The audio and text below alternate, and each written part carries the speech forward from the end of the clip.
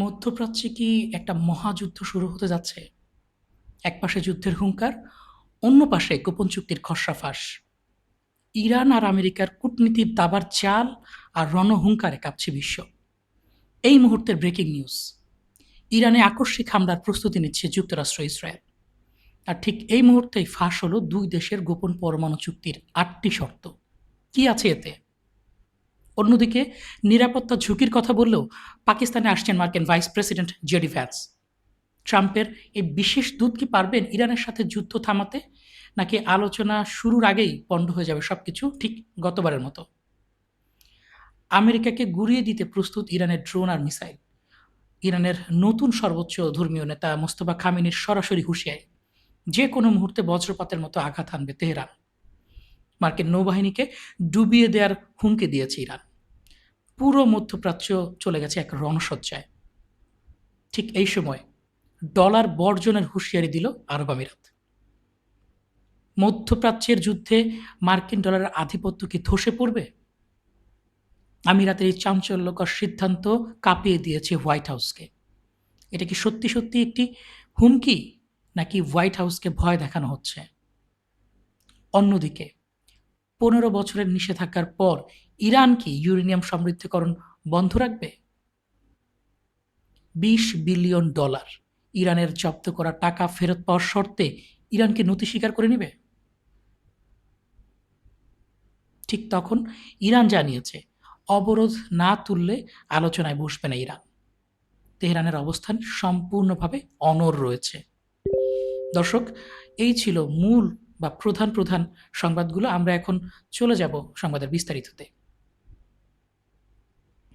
Axios জানিয়েছে, দর্শক, ইরানের ঊর্ধ্বতন কর্মকর্তারা মনে করছেন মঙ্গলবারের যুদ্ধবিরতির মেয়াদ শেষ হওয়ার আগে যুক্তরাষ্ট্র ও ইসরায়েল ইরানে একটি আকস্মিক হামলার প্রস্তুতি নিচ্ছে। অন্যদিকে ফাঁস হয়েছে ইরান এবং মার্কিন যুক্তরাষ্ট্রের মধ্যকার একটি খসড়া চুক্তি। চুক্তির এই খসড়ায় প্রস্তাবে যুক্তরাষ্ট্র ইরানের মধ্যে সম্ভাব্য সমঝোতার বিস্তারিত উঠে এসেছে, যা সাংবাদিক অমিত সেগাল সহ বিভিন্ন সূত্রে প্রকাশ হয়েছে। তবে এখনও কোনো পক্ষই এতে চূড়ান্ত সম্মতি দেয়নি। প্রস্তাব অনুযায়ী ইরান ১৫ বছরের জন্য ইউরেনিয়াম সমৃদ্ধকরণ স্থগিত রাখবে, তবে চিকিৎসা সংক্রান্ত গবেষণা রিঅ্যাক্টরের ক্ষেত্রে এটি ব্যতিক্রম থাকবে, অর্থাৎ এই ক্ষেত্রে ইরান সমৃদ্ধকরণ বা তার কার্যক্রম বজায় রাখতে পারবে। ৬০ এবং ২০% সমৃদ্ধ ইউরেনিয়ামের মজুদের একটি অংশ রিঅ্যাক্টর জ্বালানিতে রূপান্তর করা হবে এবং বাকি অংশ কম মাত্রায় নামিয়ে আনা হবে এবং তা ইরানের ভেতরেই থাকবে। এছাড়া পারমাণবিক স্থাপনাগুলো আন্তর্জাতিক পারমাণবিক শক্তি সংস্থার তত্ত্বাবধানে থাকবে। হরমুজ প্রণালী খোলা হবে, তবে টোল আদায়ের সুযোগ থাকতে পারে। যুক্তরাষ্ট্র ধাপে ধাপে নিষেধাজ্ঞা শিথিল করবে। বিদেশে জব্দ থাকা ইরানের অন্তত $২০ বিলিয়ন সম্পদ মুক্ত করা হবে। একটা অনাক্রম চুক্তিতে যুক্তরাষ্ট্র প্রতিশ্রুতি দেবে যে জাতিসংঘ নিরাপত্তা পরিষদের প্রস্তাব ও কংগ্রেস অনুমোদিত চুক্তির মাধ্যমে নিশ্চিত করা হবে এবং পারস্য উপসাগর থেকে যুক্তরাষ্ট্র তার সামরিক বাহিনী প্রত্যাহার করবে। এই চুক্তিটি যদি স্বাক্ষরিত হয়, যদিও কোনো পক্ষই এখনও এটি স্বীকার করেনি, যদি স্বাক্ষরিত হয় এটি অত্যন্ত দুই পক্ষের জন্যই ভালো, কারণ পারস্য উপসাগর থেকে যুক্তরাষ্ট্র তার সামরিক বাহিনী প্রত্যাহার করবে। পারস্য উপসাগর অনেক বড় একটা জায়গা, কিন্তু এটি পানি। এখান থেকে হয়তো বা বিমানবাহী রণতরী, ডেস্ট্রয়ার, সামরিক যানগুলো, জাহাজগুলো, যুদ্ধ জাহাজগুলো চলে যাবে। কিন্তু পারস্য উপসাগরীয় এলাকার পরেও উপকূলবর্তী এলাকা, অর্থাৎ আরব উপদ্বীপের যে এলাকাগুলো আছে, যেখানে মার্কিন ঘাঁটিগুলো রয়েছে বিভিন্ন আরব দেশে, সেই ঘাঁটিগুলো কিন্তু চলে যাবে, এমন কোনো কথা বলা হয়নি এখানে এই চুক্তিতে। সেক্ষেত্রে মার্কিন যুক্তরাষ্ট্র যদি সেখানে থাকে, মার্কিন যুক্তরাষ্ট্র থাকতে পারলো এবং ইরানের চারপাশ থেকে, পারস্য উপসাগর থেকে যুক্তরাষ্ট্র তার সামরিক বাহিনী প্রত্যাহার করে নিয়ে ইরানের ওপর যে সরাসরি একটা হুমকি ছিল সেটিও কমিয়ে আনতে পারলো। এবং অনাক্রমণ চুক্তি, অর্থাৎ কেউ কাউকে আক্রমণ করবে না, এটার প্রতিশ্রুতি যুক্তরাষ্ট্র দেবে এবং জাতিসংঘ নিরাপত্তা পরিষদের প্রস্তাব ও কংগ্রেস অনুমোদিত চুক্তির মাধ্যমে নিশ্চিত করা হবে। এখানে বিষয় হচ্ছে, কংগ্রেস যদি অনুমোদন দেয়ও, যুক্তরাষ্ট্র যদি প্রতিশ্রুতি দেয়, সেই প্রতিশ্রুতি যুক্তরাষ্ট্র রক্ষা করবে, তার নিশ্চয়তা কে দেবে? এই নিশ্চয়তা কি সৌদি আরব দেবে, পাকিস্তান দেবে, মিশর দেবে? প্রশ্নই আসে না, কারণ এরা সবাই মার্কিন যুক্তরাষ্ট্রের অনুগত। এখানে যদি অনাক্রমণ চুক্তিতে গ্যারান্টার হিসেবে যদি থাকে রাশিয়া, গ্যারান্টার হিসেবে যদি থাকে চায়না, তাহলে এটিতে ভরসা করা যায়। না হলে যে কোনো সময় সকালবেলা ঘুম থেকে উঠে ট্রাম্পের মনে হতে পারে, কিসের চুক্তি, আমি আক্রমণ করব, নতুন করে আবার যুদ্ধ শুরু হয়ে যাবে। এছাড়া বলা হয়েছে বিদেশে জব্দ থাকা ইরানের অন্তত $20 বিলিয়ন সম্পদ মুক্ত করা হবে। ইরানের জব্দ করা সম্পদ রয়েছে প্রায় 200 বিলিয়নের কাছাকাছি। এখান থেকে 20 বিলিয়ন ছেড়ে দেওয়া খুব একটা বড় বিষয় না, তবে এই মুহূর্তে $20 বিলিয়ন ইরানের জন্য অনেক বড় একটা সাপোর্ট হবে। এবং 5 নাম্বার যেটা বলা হচ্ছে, যুক্তরাষ্ট্র ধাপে ধাপে নিষেধাজ্ঞা শিথিল করবে। ধাপে ধাপে কেন? একটা গুডউইল হিসেবে যুক্তরাষ্ট্র চাইলে তো নিষেধাজ্ঞাগুলো সরিয়ে নিতে পারে, যেহেতু ইরান চুক্তি করছে, হরমুজ খনন প্রণালী খুলে দিচ্ছে এবং ইরানের যে পরিমাণ ধ্বংসযজ্ঞ চালিয়েছে, সাধারণ মানুষের উপর যে পরিমাণ অত্যাচার চালিয়েছে, যে পরিমাণ স্কুল পর্যন্ত, শিশুদের বালিকা বিদ্যালয় পর্যন্ত আঘাত করা হয়েছে, এই পরিস্থিতিতে তারা চাইলেই ইরানের ওপর থেকে নিষেধাজ্ঞা তুলে নিতে পারত। সেটি করছে না, তারা ধাপে ধাপে করছে। অর্থাৎ ইরান কতটুকু কি করছে সেটা দেখে একটু একটু করে তারা নিষেধাজ্ঞা তুলবে এবং ইরানের তাদের দরবারে যেয়ে, তাদের দ্বারে দ্বারে যেয়ে বারবার বলতে হবে আরেকটু তোলো, আরেকটু তোলো। কোনো নির্দিষ্ট নেই কত ধাপে, কত সময়ের ব্যবধানে কতটুকু নিষেধাজ্ঞা তুলবে, কোনো স্পষ্টতা নেই। তাই এই জায়গাতে ইরান কতটুকু আগ্রহী হবে সেটি নিয়েও একটি প্রশ্ন থাকছে। এখানে 4 নম্বরে বলা হয়েছে হরমুজ প্রণালী খোলা হবে এবং টোল আদায়ের সুযোগ থাকতে পারে। এটি কিন্তু ইরানের একটি জয়। সুযোগ থাকতে পারে অর্থাৎ যুক্তরাষ্ট্র এখানে মেনে নিচ্ছে যে ইরান এখানে নিয়ন্ত্রণ করছে এবং সুযোগ দেওয়াও যেতে পারে, এবং এই সুযোগটাকে কাজে লাগালে ইরানের অর্থনীতি সম্পূর্ণ পাল্টে যাবে। এছাড়াও যদি এই চুক্তিটি পাশ হয় এবং যুদ্ধবিরতি শুরু হয়, তাহলে কিন্তু মধ্যপ্রাচ্যে ইসরায়েল অনেকটা কোণঠাসা হয়ে যাবে এবং সেই ভয় থেকেই ইসরায়েল দক্ষিণ লেবাননের জেবেইল শহরে ধ্বংসযজ্ঞ চালিয়েছে। আমরা সেই ধ্বংসযজ্ঞের কিছু ফুটেজ আপনাদের সাথে শেয়ার করব। ইসরায়েল অনেকটা লেবাননের গাজা উপত্যকার মডেল বাস্তবায়ন করছে, যা কিছু তারা দখল করছে সব কিছুই একদম গুড়িয়ে দিচ্ছে। আমরা আপনাদের জন্য সেই ইমেজগুলো এবং ভিডিওগুলো শেয়ার করছি।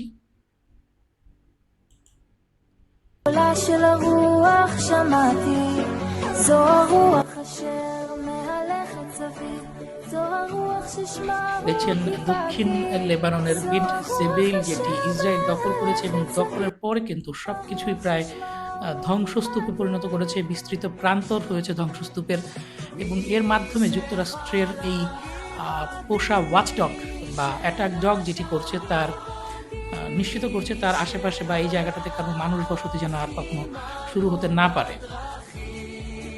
যাই হোক দর্শক,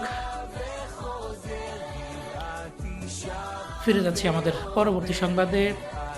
যুক্তরাষ্ট্রের দেয়া অবরোধ ভেঙে এগিয়ে যেতে থাকে একটি ইরানি পতাকাবাহী এবং পণ্যবাহী জাহাজ তুস্কা, এবং তুস্কা এই পণ্যবাহী জাহাজটি যখন এগিয়ে যেতে থাকে তখন একটি মার্কিন যুদ্ধজাহাজ ইরানি এই জাহাজটির ওপর কিন্তু হামলা চালায়, এবং এই বাণিজ্যিক জাহাজ তুস্কা ইরানের দিকে যাওয়ার পথে মার্কিন নৌবাহিনীর হাতে আটক এবং জব্দ হয়। কেপলারের মানচিত্রে জাহাজটির সর্বশেষ শনাক্তকৃত অবস্থান দেখা গিয়েছে। জাহাজটি আরব সাগর পেরিয়ে ওমান উপসাগরের প্রবেশ করছিল, আর আন্তর্জাতিক সমুদ্র সীমায় থাকা অবস্থায় জাহাজটি জব্দের ঘটনা ঘটে।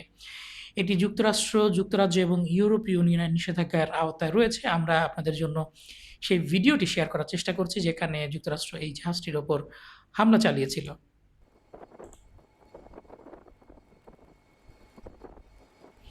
দেখতে পাচ্ছেন যুক্তরাষ্ট্রের দেওয়া অবরোধ ভেঙে এগিয়ে যাচ্ছিল ইরানের জাহাজ তুস্কা। এই সময় একটি মার্কিন যুদ্ধজাহাজ ইরানি জাহাজটির ওপর হামলা চালায় এবং সেটির ভিডিও করে এবং সেটি কিন্তু প্রকাশও করে। দর্শক, আন্তর্জাতিক আইন, জাতিসংঘ আইন অনুযায়ী সমুদ্রে যে কোনো জাহাজ নির্বিঘ্নে চলাচল করতে পারবে, বিশেষত যেটি হচ্ছে আন্তর্জাতিক সমুদ্র সীমা। এই আন্তর্জাতিক সমুদ্র সীমায় কোনো একটি জাহাজকে আটক করা বা সেটিতে গুলি চালানো সরাসরি আন্তর্জাতিক আইনের লঙ্ঘন।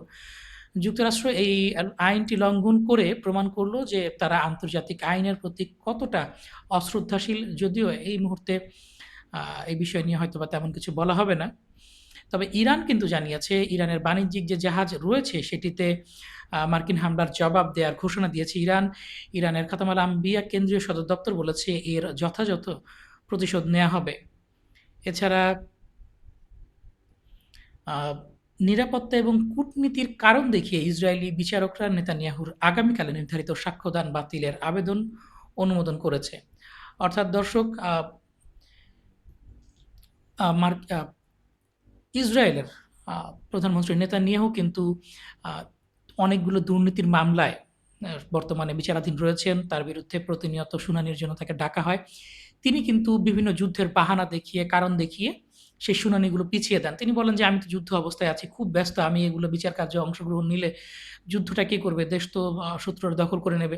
এইসব বুঝ দিয়ে তিনি প্রতিবার এই ধরনের পরিস্থিতি এড়িয়ে যান, বিচার প্রক্রিয়া থেকে এড়িয়ে যান। ঠিক তেমনই একটি বিচার প্রক্রিয়া ছিল আগামীকালকে, এবং সেখানে কিন্তু সাক্ষ্যদানের জন্য নেতানিয়াহুর উপস্থিত হওয়ার কথা ছিল। নেতানিয়াহু তখন যেটা করেছেন, নিরাপত্তার কারণ দেখিয়েছেন যে সামনে ইরান যুদ্ধ আবার শুরু হবে। এখানে একসাথে বিচার কার্যে উপস্থিত হওয়াটা অনিরাপদ, এবং এটি বলে কিন্তু নির্ধারিত সাক্ষ্যদান যেটি বাতিলের একটি আবেদন করেছিল, এবং সেটি কিন্তু বিচারকরা অনুমোদন করেছে। এবং এই বিচার প্রক্রিয়াকে এড়িয়ে যাওয়ার জন্য নেতানিয়াহু একের পর এক যুদ্ধ শুরু করেন। কখনো ইরানের বিরুদ্ধে যুদ্ধ করেন, কখনো গাজা উপত্যকায় যুদ্ধ করেন, আবার কখনো লেবাননের বিরুদ্ধে আগ্রাসন শুরু করেন। তিনি যুদ্ধ ছাড়া থাকতেই পারেন না, কারণ যুদ্ধ শেষ হওয়া মাত্রই তার বিচার শুরু হয়ে যায়, এবং বিচারে তার ক্ষমতা তো যাবেই, এমনকি তার জেল হওয়া যাওয়ার সম্ভাবনা যথেষ্ট রয়েছে, কারণ তার প্রমাণ কিন্তু তার বিপক্ষে খুব ভালোভাবেই আছে।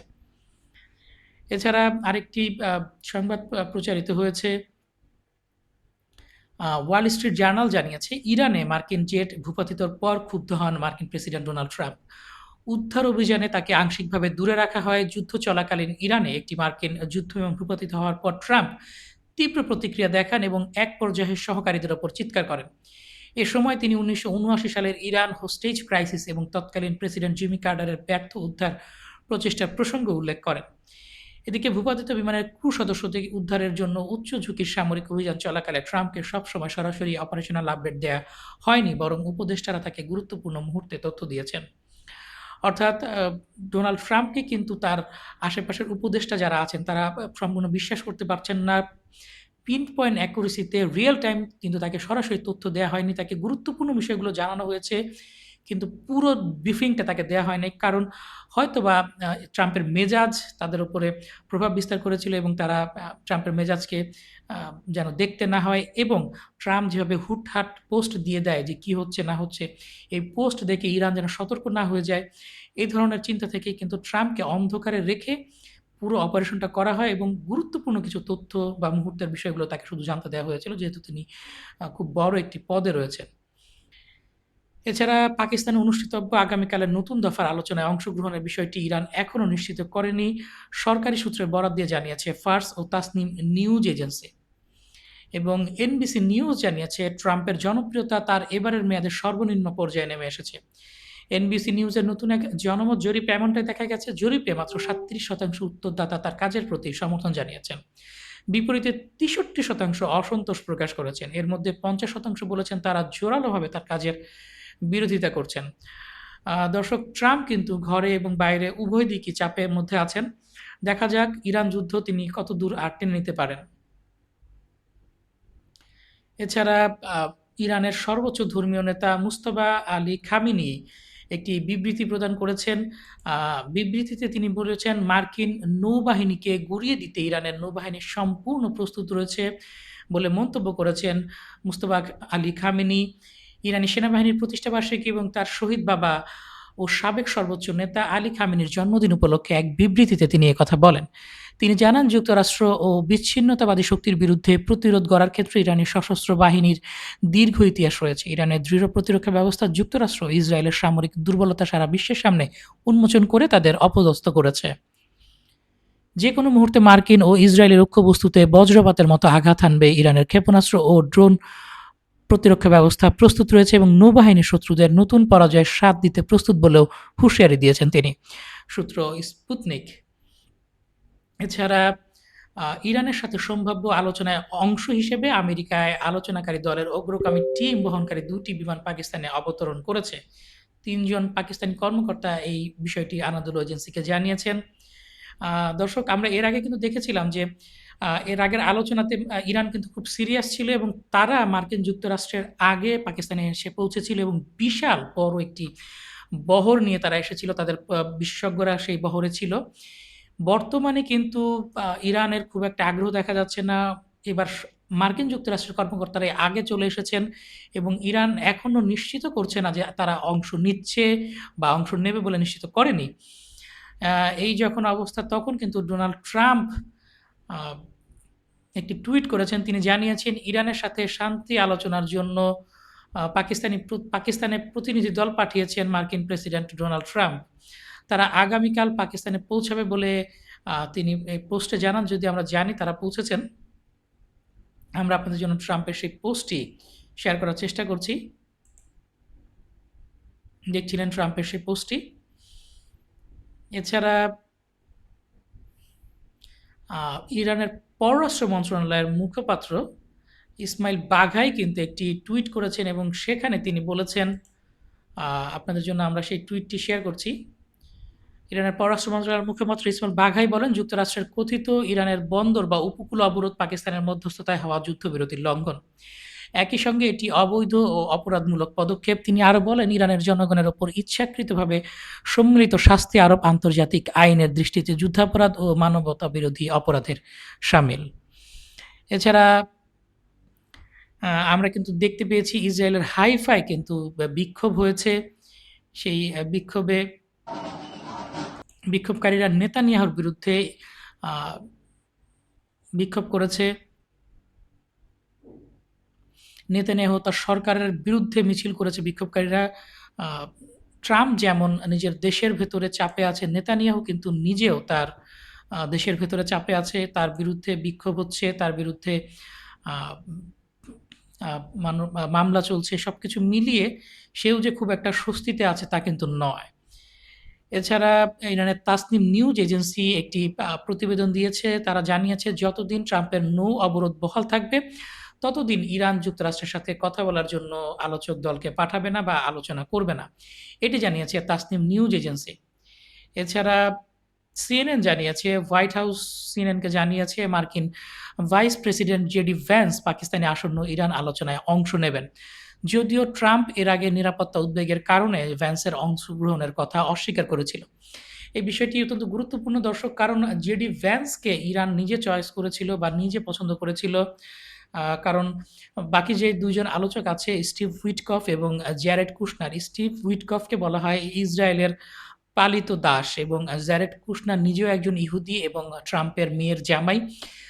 ইরান মনে করে এই দুইজন ব্যক্তি সম্পূর্ণভাবে পক্ষপাতদুষ্ট ইসরায়েলের প্রতি এবং তাদের কথার কোনো মূল্য নাই। তারা যে কোনো সময় তাদের কথা মাঝখান থেকে তারা কথা ঘুরিয়ে ফেলে ইসরায়েলের জাস্ট একটি নির্দেশনায়, এবং তারা খুবই যুদ্ধাঙ্গদেহী মনোভাবের।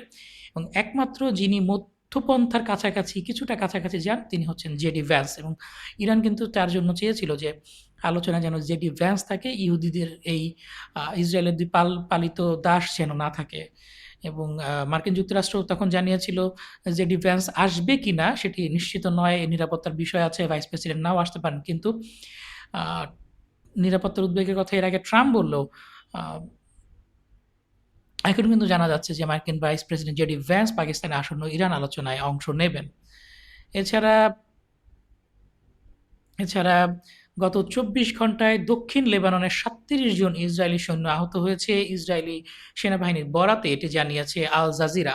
আমরা জানি ইসরায়েলি সেনাবাহিনী তাদের নিহতের সংখ্যাটি গোপন করে এবং তাদের দেখা যায় যে খুব বলে যে সামান্য আহত, মৃদু আহত বা খুব লাইটলি ইনজিউর্ড এই ধরনের শব্দ ব্যবহার করে তারা বোঝায় তাদের কোনো ক্ষতি হয়নি। কিন্তু বাস্তবে কিন্তু দেখা যায় তাদের যথেষ্ট ক্ষয়ক্ষতি হয়েছে। ট্যাঙ্কগুলো উড়ে যাচ্ছে এবং ট্যাঙ্কের ভেতরে যে সেনাবাহিনীর সদস্যটি রয়েছে তারা যে ক্ষতিগ্রস্ত হয়নি সেটি কিন্তু তারা স্বীকার করে না। তাই যখন বলে যে মাত্র ২৪ ঘন্টায় ৩৭ জন ইসরায়েলি সৈন্য আহত হয়েছে, তখন বুঝতে হবে যে ব্যাপক পরিমাণ হামলা হয়েছে লেবানন থেকে। এছাড়া আল জাজিরা আরও জানিয়েছে, লেবাননের সামরিক আক্রমণ শুরুর পর থেকে মোট ৬৯০ জন ইসরায়েলি সৈন্য আহত হয়েছে। এর মধ্যে ৪২ জনের অবস্থা গুরুতর এবং ৯৬ জনের অবস্থা মাঝারি ধরনের গুরুতর। এছাড়া মোটামুটি নিশ্চিত হওয়া গিয়েছে যে মার্কিন ভাইস প্রেসিডেন্ট খুব শীঘ্রই ইরানের সাথে আলোচনার জন্য পাকিস্তানে যাবেন এবং আলোচনায় অংশ নেবেন। এছাড়া ইরান ও যুক্তরাষ্ট্রের মধ্যে আলোচনায় শীঘ্রই কোনো অগ্রগতি না হলে কয়েকদিনের মধ্যেই যুদ্ধ আবার শুরু হতে পারে। একজন ঊর্ধ্বতর মার্কিন কর্মকর্তা এক্সিওসকে এমনটাই জানিয়েছেন। এছাড়া চলে যাচ্ছি পরের সংবাদে। যুদ্ধের শেষের দিকে কাতার ও ইরানের মধ্যে একটি আনুষ্ঠানিক সমঝোতা হয়েছে বলে দাবি করেছে ইসরায়েলি গণমাধ্যম কান নিউজ। কান নিউজের দাবিতে বলা হয়, আহ, ইরান কাতারের ওপর হামলা কমিয়ে আনে, আর কাতার ভিত্তিক আল জাজিরা চ্যানেল তাদের প্রতিবেদনে ইরানের প্রতি তুলনামূলক নরম অবস্থান নেয় এবং ইরানি মতামতকে বেশি গুরুত্ব দেয়। তবে কাতার সরকার এই ধরনের যে কোনো সমঝোতা বা চুক্তির দাবি স্পষ্টভাবে অস্বীকার করেছে। দেশটির পররাষ্ট্র মন্ত্রণালয়ের মুখপাত্র জানিয়েছেন, ইরানের সঙ্গে কোনো একক বা গোপন আলোচনা হয়নি এবং এ ধরনের অভিযোগ ভিত্তিহীন ও ভ্রান্ত। এছাড়া ইরানের পররাষ্ট্র মন্ত্রণালয়ের মুখপাত্র ইসমাইল বাঘাই কিন্তু একটি বিবৃতি প্রকাশ করেছেন। তিনি জানিয়েছেন, আহ, ইরান আহ, আলোচনার পরবর্তী ধাপ নিয়ে ইরানের কোনো পরিকল্পনা নেই। অর্থাৎ ইরান কিন্তু আলোচনার পরবর্তী ধাপে কি হবে সেই বিষয়টি নিয়ে এখনো ভাবছেই না। এবং তিনি আরো বলেছেন, নিজেদের সমৃদ্ধ ইউরেনিয়ামের মজুদ যুক্তরাষ্ট্র বা অন্য কোনো দেশে হস্তান্তরের কোনো পরিকল্পনা ইরানের নেই। চলমান বা অতীতের কোনো আলোচনাতেই এ নিয়ে কখনো কথা হয়নি। দেশটির পররাষ্ট্র মন্ত্রণালয়ের মুখপাত্র ইসমাইল বাঘাই এ তথ্য জানিয়েছেন। তিনি স্পষ্ট করে বলেন, ইউরেনিয়াম হস্তান্তরের মতো কোনো বিষয় বা প্রকল্প তেহরানের আলোচ্য সূচিতে নেই। ইসমাইল বাঘাইয়ের এই ভিডিওটি আপনাদের সাথে আমি শেয়ার করছি। দর্শক দেখতে পাচ্ছেন, ইসমাইল বাঘাইকে তারা নিশ্চিত করছেন যে ইউরেনিয়াম সংক্রান্ত কোনো কিছুতে ইরান কিন্তু কোনো বিন্দুমাত্র ছাড় দেবে না। অর্থাৎ আলোচনা শুরুর আগেই ইরান শর্ত দিয়ে দিচ্ছে যে এ ধরনের কোনো ঘটনা ঘটবে না। চলে যাচ্ছি পরের সংবাদে। ইরান যুদ্ধ যদি আরও তীব্র হয় তাহলে জরুরি ডলার সহায়তা নিশ্চিত করতে যুক্তরাষ্ট্রের সাথে প্রাথমিক আলোচনা সম্পন্ন করেছে সংযুক্ত আরব আমিরাত। সংযুক্ত আরব আমিরাত বরাতে এটি জানিয়েছে গণমাধ্যম ওয়াল স্ট্রিট জার্নাল। এ নিয়ে মার্কিন অর্থমন্ত্রী স্কট বেসেন্টের সাথে একটি সম্ভাব্য মুদ্রা বিনিময় ব্যবস্থা নিয়ে আলোচনা করেছেন আমিরাতের কর্মকর্তারা। আমরা আপনাদের সাথে সেই ছবিটি শেয়ার করার প্রতীকী ছবিটি শেয়ার করার চেষ্টা করছি। তবে এ বিষয়ে আমিরাতের পক্ষ থেকে এখনো পর্যন্ত কোনো আনুষ্ঠানিক অনুরোধ জানানো হয়নি। দর্শক, যুক্তরাষ্ট্র ইরানের মধ্যে দ্বিতীয় দফা সম্ভাব্য আলোচনার প্রস্তুতি চূড়ান্ত করেছে পাকিস্তান বলে জানানো হয়েছে একটি বিবৃতিতে। এবং মধ্যস্থতা প্রক্রিয়ার সাথে যুক্ত এক আঞ্চলিক কর্মকর্তা মার্কিন বার্তা সংস্থা এপিকে এই তথ্য জানান। এই আলোচনা উপলক্ষে মার্কিন নিরাপত্তা বাহিনীর অগ্রগামী বা অ্যাডভান্স দলগুলো ইতিমধ্যে মাঠে অবস্থান নিয়েছে। এদিকে সম্ভাব্য এই দ্বিতীয় দফার আলোচনাকে কেন্দ্র করে নিজেদের রাজধানী ইসলামাবাদ জুড়ে নিরাপত্তা জোরদার করতে শুরু করেছে পাকিস্তানি কর্তৃপক্ষ, সূত্র অ্যাসোসিয়েট প্রেস। এদিকে ইসরায়েলি চ্যানেল 14 জানিয়েছে, হামাস অস্ত্র ছেড়ে দিতে রাজি না হওয়ায় আগামী মাসের শুরুর দিক থেকে গাজায় নতুন করে তীব্র যুদ্ধের প্রস্তুতি নিচ্ছে ইসরায়েল। আমরা আপনাদের জন্য ইসরায়েল সেই ভিডিও ফুটেজটি শেয়ার করার চেষ্টা করছি। ইসরায়েল চ্যানেল 14 দাবি করেছে যে নতুন করে ইসরায়েল গাজায় যুদ্ধ শুরু করার বিপুল বা ব্যাপক যুদ্ধ শুরুর প্রস্তুতি নিচ্ছে এবং বলা হচ্ছে এর কারণ হচ্ছে যে হামাস অস্ত্র ছেড়ে দিতে রাজি হয়নি। এখন প্রশ্ন হচ্ছে, হামাস অস্ত্র কেন ছেড়ে দেবে? যুদ্ধবিরতি চুক্তির শর্ত ছিল ইয়েলো লাইন তৈরি করে ইসরায়েল পেছনে ফিরে যাবে এবং নির্দিষ্ট একটি সময় পর মাসখানেক পরে বা 21 দিন সম্ভবত পরে ইসরায়েল ইয়েলো লাইন থেকে আস্তে আস্তে তার মূল ভূখণ্ডে ফেরত যাবে, পুরো গাজাকে নতুন করে গড়ে তোলা হবে, তারপর হামাস আস্তে আস্তে তার অস্ত্র ছাড়ার বিষয়টি চিন্তা করবে। সেখানে ইসরায়েল কোনো কিছু না করে শুধু হামাসকে অস্ত্র ছেড়ে দিতে বলছে। আসলে এটি হামাসের জন্য না। মার্কিন যুক্তরাষ্ট্র যদি ইরানের সাথে যুদ্ধবিরতিটি নিশ্চিত করে তখন কিন্তু ইসরায়েলের প্রধানমন্ত্রী বেনিয়ামিন নেতানিয়াহুর জন্য কষ্ট হয়ে যাবে যুদ্ধ ছাড়া থাকতে, কারণ তার কিন্তু বিচার প্রক্রিয়া চলছে মার্কিন দুঃখিত ইসরায়েলের আদালতে। এবং আদালতের এই বিচার প্রক্রিয়াকে যেন তাদের সম্মুখীন হতে না হয় তার জন্যই কিন্তু নেতানিয়াহু একটি যুদ্ধ শেষ হওয়া মাত্রই আরেকটি যুদ্ধ শুরু করার কাজ শুরু করে দেন। দর্শক, চলে যাচ্ছি পরের সংবাদে। সংযুক্ত আরব আমিরাতের একজন ভাষ্যকার প্রভাবশালী ব্যক্তি, তিনি একটি পোস্ট করেছেন। সেখানে তিনি বলেছেন, আমাদের সময় হয়েছে, আমরা সংযুক্ত আরব আমিরাতের ভেতরে মার্কিন ঘাঁটিগুলো রাখবো কিনা এটি নিয়ে চিন্তা করার। কারণ তারা যতটুকু না আমাদের নিরাপত্তা দিচ্ছে তার চাইতে অনেক বেশি তারা আমাদেরকে ঝুঁকির মধ্যে ফেলছে, এবং এটি কিন্তু সঠিক। মার্কিন এই ঘাঁটিগুলো দেয়া হয়েছিল যেন মার্কিন যুক্তরাষ্ট্র আরব দেশগুলোকে নিরাপত্তা দেয়। এখন দেখা যাচ্ছে এই ঘাঁটির জন্যই আরব দেশগুলোতে হামলা করছে ইরান, এবং তাদেরকে ক্ষয়ক্ষতির শিকার হতে হচ্ছে। এছাড়াও কিছুদিন আগে, গতকালকে সম্ভবত, একটি ভিডিও ভাইরাল হয়েছিল যেখানে একজন ইসরায়েলি সৈনিক, আইডিএফ সোলজার, তিনি যীশু খ্রিস্টের একটি মূর্তিকে ভাঙার বা অপমান করার একটি ভিডিও প্রকাশ করেন, এবং এরপর কিন্তু সারা বিশ্বে প্রচুর পরিমাণে এটি নিয়ে কথা হয়, এটি নিয়ে নিন্দা জানানো হয়। এরপর কিন্তু